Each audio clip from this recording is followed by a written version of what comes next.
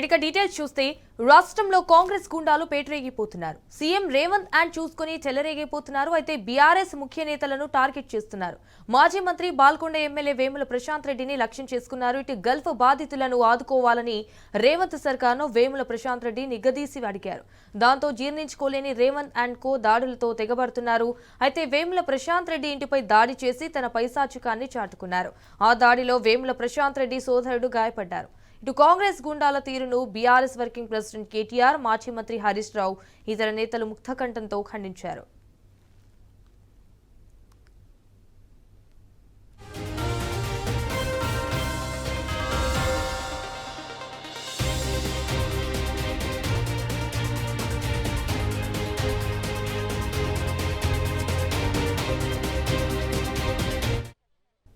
వేల్పూరులో గల వేముల ప్రశాంత్ రెడ్డి ఇంటికి వరంగల్ కాంగ్రెస్ నేత నంగి దేవేందర్ రెడ్డి నేతృత్వంలో కాంగ్రెస్ గుండాలు గుంపులుగా తరలివచ్చారు.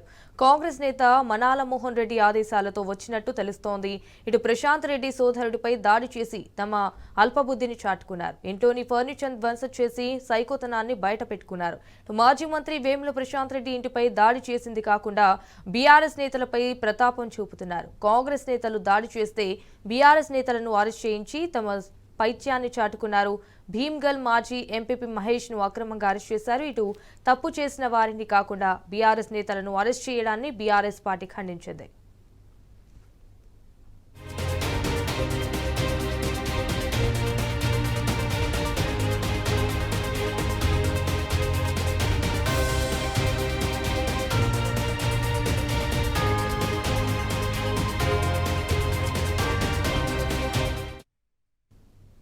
ఈ దాడికి సంబంధించి మరిన్ని డీటెయిల్స్ మా ప్రతినిధి రవీందర్ లైవ్ ద్వారా అందిస్తారు.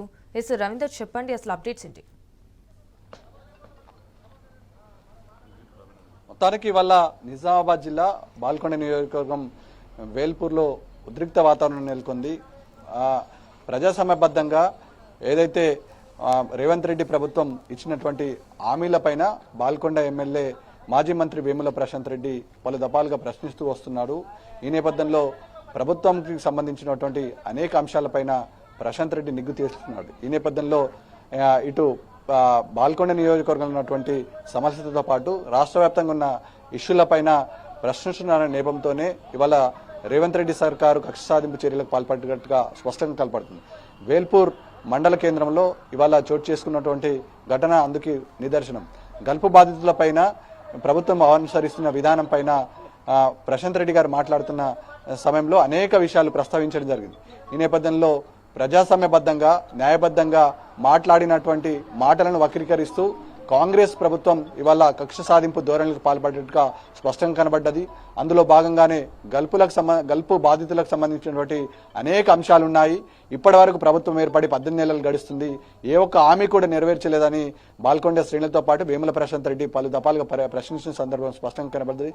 ఈ నేపథ్యంలో ఈ వ్యవహారం పైన చిలికి గాలివాల అయింది. ఈ నేపథ్యంలో నిజాలను నిర్భయంగా చెప్పినటువంటి బీఆర్ఎస్ శ్రేణులపైన ఇవాళ కాంగ్రెస్ శ్రేణులు కాంగ్రెస్ నాయకులు కక్ష సాధింపు చర్యలకు పాల్పడ్డారు. అందులో భాగంగానే బాల్కొండ నియోజకవర్గ కేంద్రంలో ఉన్నటువంటి మాజీ మంత్రి బాల్కొండ ఎమ్మెల్యే వేముల ప్రశాంత్ రెడ్డి నివాసంలోకి నంగి దేవేందర్ రెడ్డి అనే కాంగ్రెస్ నాయకుడు అక్రమంగా చొరబడి ప్రశాంత్ రెడ్డి సహోదరుడు అజయ్ రెడ్డితో పాటు బీఆర్ఎస్ శ్రేణులపైన దాడికి పాల్పడ్డాడు. ప్రశ్నిస్తే దాడులు చేస్తారు, అదేవిధంగా అక్రమ అరెస్టులు చేస్తారు అని మళ్ళోసారి నిరూపితమైంది. ఈ నేపథ్యంలో అజయ్ రెడ్డితో పాటు బీఆర్ఎస్ నాయకులకు విపరీతంగా గాయాలు కావడంతో పాటు ఇంట్లోకి చొరబడి ఫర్నిచర్ ధ్వంసం చేసిన సందర్భం స్పష్టంగా కనబడుతుంది.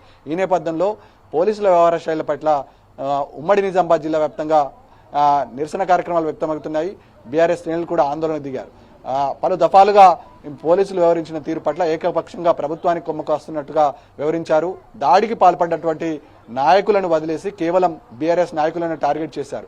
దాడికి కారణమైనటువంటి ఇక్కడ ఉన్నటువంటి కాంగ్రెస్ నాయకుడు నిజామాబాద్ జిల్లా కాంగ్రెస్ పార్టీ ప్రెసిడెంట్ మానాల మోహన్ రెడ్డితో పాటు ఇవాళ దాడికి ప్రధాన సూత్రధారిగా ఉన్నటువంటి నంగి దేవేందర్ రెడ్డిని రాచ మర్యాదలతో పోలీసులు తీసుకెళ్లిన తీరు పట్ల బీఆర్ఎస్ శ్రేణులతో పాటు సాధారణ ప్రజలు కూడా ఆశ్చర్యం వ్యక్తం చేస్తున్నారు. దాడికి కారణమైనటువంటిది దాడిని దగ్గరుండి చేసినటువంటి బీఆర్ఎస్ నాయకుల ఇంటిపైకి పంపినటువంటి ఈ నంగి దేవేందర్ రెడ్డి అదేవిధంగా మానాల మోహన్ రెడ్డిని వదిలేసి కేవలం బీఆర్ఎస్ నాయకులను మాత్రమే టార్గెట్ చేస్తూ అరెస్టులు చేయడం పట్ల విమర్శలు వ్యక్తమవుతున్నాయి. మనతో పాటు ఉదయం నుంచి ఏం జరిగిందనే అంశం పట్ల మాట్లాడడానికి బాల్కొండ నియోజకవర్గానికి సంబంధించినటువంటి బీఆర్ఎస్ శ్రేణులు ఉన్నారు.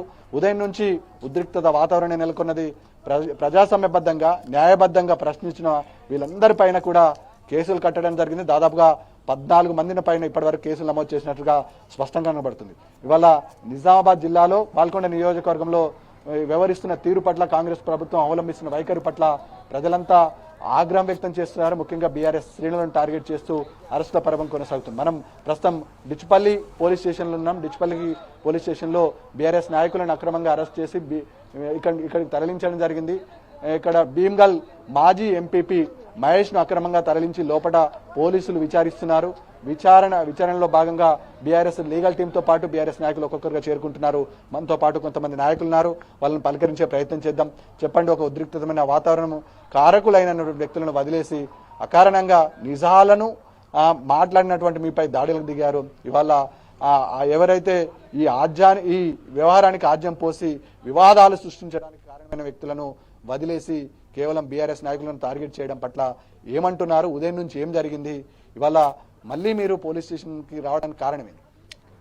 ఈరోజు గౌరవ మాజీ మంత్రి వర్యులు ప్రశాంత్ రెడ్డి గారు మరి కాంగ్రెస్ ప్రభుత్వం అబద్ధపు హామీలతో గద్దెనెక్కి 20 నెలలు అవుతున్నప్పటికీ మరి ఇచ్చినటువంటి హామీలు నెరవేర్చలేని చెప్పేసి ప్రశ్నించడం జరిగింది. ఏదైతే ఎన్ఆర్ఐ పాలసీ తీసుకొస్తామని చెప్పడం జరిగింది. ఎన్ఆర్ఐలకు టోల్ ఫ్రీ నంబర్ పెడతామని చెప్పడం జరిగింది. దాంతోపాటు ఎక్స్గ్రేషియా 5 లక్షలు ఇస్తామని చెప్పడం జరిగింది. మరి ఇవన్నీ కూడా ఎన్ఆర్ఐలకు అందుతలేవు అని చెప్పేసి గౌరవ మంత్రివర్యులు అడగడం జరిగింది. దానికి ప్రశ్నిస్తే మరి దాడులు చేస్తామని చెప్పేసి ఈరోజు మరి ఏదైతే నిజామాబాద్ జిల్లా డీసీసీ ప్రెసిడెంట్ మోహన్ రెడ్డి గారు మరి మీ ఇంటి ముట్టడి చేస్తామని చెప్పేసి ఇలా చెప్పి ఈరోజు ప్రొద్దు నుంచి ఇంటి ముట్టడి కార్యక్రమాన్ని మరి కాంగ్రెస్ గుండాల చేత మరి ఈరోజు ముట్టడి చేసే కార్యక్రమం చేశారు.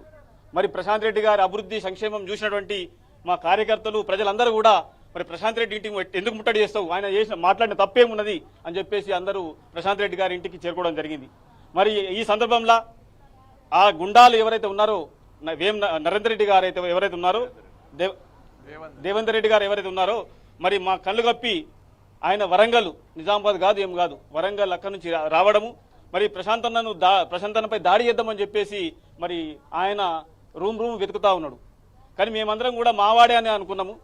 ఆయన కాంగ్రెస్ నాయకుడు, కాంగ్రెస్ లీడరు మా ప్రశాంతన్న ఇంట్లోకి వచ్చి అంటే మా ఇంట్లోకి వచ్చి మేమందరము వందలాది మంది ఉండగా మరి మా ప్రశాంతన్న మీదకి దాడి చేసే ప్రయత్నం చేస్తే అక్కడే ఉన్నటువంటి మా అజయ్ అన్న ప్రశాంత్ రెడ్డి గారి తమ్ముడి మీద దాడి చేసే ప్రయత్నం చేసిండు. మరి ఆ ఫర్నిచర్ ధ్వంసం చేసిండు. అక్కడే ఉన్నటువంటి మా కార్యకర్తలందరూ కూడా మనవుడు కాదు ఏదో కార్యక్రమం పెట్టుకుని వచ్చిండు మనని ఏది ఇబ్బంది పెట్టే కార్యక్రమం చేస్తున్నాడని చెప్పేసి మా వాళ్ళందరూ కూడా ఆయన నెట్టివేసి మరి పంపించడం జరిగింది. మరి ఈరోజు ఎవరైతే మా ఇంటికి వచ్చి దౌర్జన్యం చేస్తూ ఉంటే ఆయన వదిలేసి మరి మమ్మల్ని ఏదైతే భీమ్గల్ మండల్లో మరి గట్టిగా ఉన్నటువంటి నాయకులు మరి మహేష్ గారిని ఆయన మీద కక్షతో కేసు పెట్టి మరి ఈరోజు మరి జైలు పాలు చేయాలనే ఉద్దేశంతో ఈరోజు కాంగ్రెస్ ప్రభుత్వం మరి ఇక్కడ ఉన్నటువంటి ఇన్ఛార్జి ముత్యాల సునీల్ రెడ్డి గారు, మానాల మోహన్ రెడ్డి గారు మరి ఏదైతే గట్టి నాయకుడు ఉన్నాడో ఆయన్ను భయం పెట్టిస్తే మిగతా వాళ్ళెవరు కూడా మరి ముందుకు రారు, భయపడతారని చెప్పేసి ఈరోజు పెద్ద కార్యక్రమం తీసుకోవడం జరిగింది. దాదాపుగా బాల్కొండ నియోజకవర్గంలో వెల్పూర్లో బిఎన్ఎస్ యాక్ట్ అమల్లో ఉంది, 163 అమల్లో ఉందని పోలీసులు హెచ్చరికలు జారీ చేశారు. మిమ్మల్ని మాత్రమే గృహ నిర్బంధం చేశారు. ఎక్కడి నుంచి వచ్చినటువంటి నాయకులకు, ఈ జిల్లాకు సంబంధించిన నాయకులకు ప్రశాంత్ రెడ్డి గారి ఇంటికి ఎట్లా చేరుకుంటారని మీరు భావిస్తున్నారు? నేరుగా మీరు ప్రశాంత్ రెడ్డి సోదరుడు అజయ్ రెడ్డి ఉన్న హౌస్లోకి ఎట్లా వెళ్తాడు? ఏం జరిగింది వాస్తవానికి? మరి మేమందరం కూడా ఏదైతే ఇంటి ముట్టడి చేస్తామని చెప్పి అన్నారో మేము కొంతమంది అక్కడ ఉండడం జరిగింది. మరి మీరు ఏదైతే హామీలు ఇచ్చిందో ఆ హామీలు మీరు ఇచ్చిన స్కీమ్ ఏదో ముట్టి వదిలేసి 100 మందికి 10 మందికి ఆ స్కీమ్ ఇంప్లిమెంట్ చేసి 90 మందిని ముంచే కార్యక్రమం చేస్తే మేము అడుగుదాం అనుకున్నాం. మీరు రండి, మేము కూడా అడుగుతాం. మీరు 10 మందికి ఇచ్చామని చెప్తున్నారు, 90 మంది పరిస్థితి అని చెప్పేసి మేము అడుగున్నాం. ఆ ఉన్న సందర్భంలో మరి మాకు తెలియకుండా మా కళ్ళు కప్పి మరి మమ్మల్ని అందరూ గృహ నిర్బంధం చేయడము, పోలీస్ స్టేషన్ తీసుకుపోవడం మరి పోలీసులు పొద్దున్న నుంచి చేసారు. కానీ మరి అక్కడే ఉన్నటువంటి ఎక్కడి నుంచో వాడు జిల్లావాడు కాదు, ఎక్కడి నుంచో వరంగల్ వచ్చిన వాడిని మరి సాపిగా దర్జాగా మరి మా ఇంట్లోకి వచ్చి మా మీద దౌర్జన్యం చేస్తే ఎంతవరకు ఇది సబబు, ఇది ఎవరి నిర్లక్ష్యము, మరి దీనికి కారకులు ఎవరనేది కూడా మనం అర్థం చేసుకోవాలి.